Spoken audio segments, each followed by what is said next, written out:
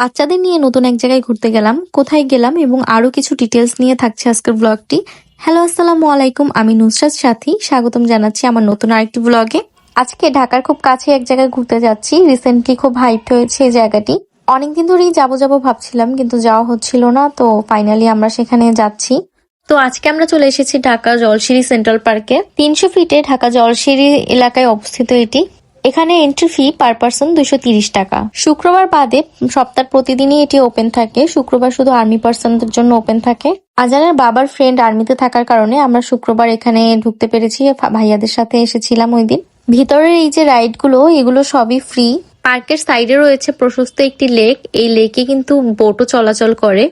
বোটে ওঠার জন্য আলাদা কস্টিং রয়েছে। আমরা ওই দিন যেতে যেতে অনেক লেট হয়ে গিয়েছিল, তার জন্য ওই দিন আর আমাদের বোটে ওঠা হয়নি।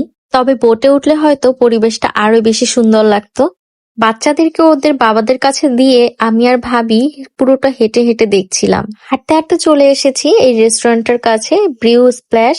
এই রেস্টুরেন্টটা লেকের একদম সাইড দিয়ে অবস্থিত। ভিতরে গেলে আপনারা বুঝতে পারবেন।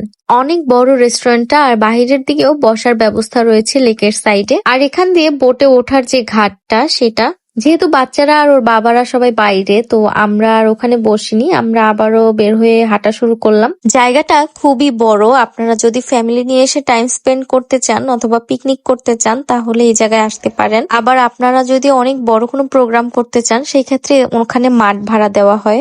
এই ঘরটা সম্ভবত কোনো রেস্ট রুম, তবে সবাইকে এখানে হয়তো বা অ্যালাউ করে না। আর এই জায়গাটা রয়েছে খুব সুন্দর ফুল বাগান। এই জায়গাটায় ছবি তুললে খুবই সুন্দর আসে। ওখানে ব্রিউ স্প্ল্যাশ বাদে আরো একটি রেস্টুরেন্ট আছে। এটা মেইনলি ক্যাফে, খুব সুন্দর করে ফুল দিয়ে সাজানো ক্যাফেটা। এই যে ফুলগুলো দেখছেন, এগুলো সবই কিন্তু তাজা ফুল। আর মাঠের একদম মাঝখানে এই রেস্টুরেন্টটা, তো আপনারা বিকালবেলা এখানে বসে কফি খেয়ে খুব সুন্দর পরিবেশ উপভোগ করতে পারবেন। আর এটা হচ্ছে সেপক্স। বিভিন্ন এলাকার প্রোডাক্টস কিন্তু এখানে পাওয়া যায়। মোটামুটি পুরাটাই আমরা হেঁটে তারপরে চলে আসলাম বাচ্চাদের কাছে। এসে দেখলাম বাচ্চারা খেলাধুলা করছে।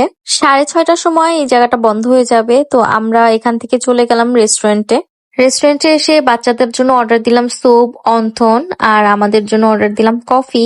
এখানে খাবারের কস্ট আহামরি খুব বেশি মনে হয়নি আমার কাছে। আর তাছাড়া আর্মি পার্সনদের জন্য 20% ছাড় রয়েছে। তো কফি খেতে খেতে একটু বাইরে চলে আসলাম লেকের সাইডে।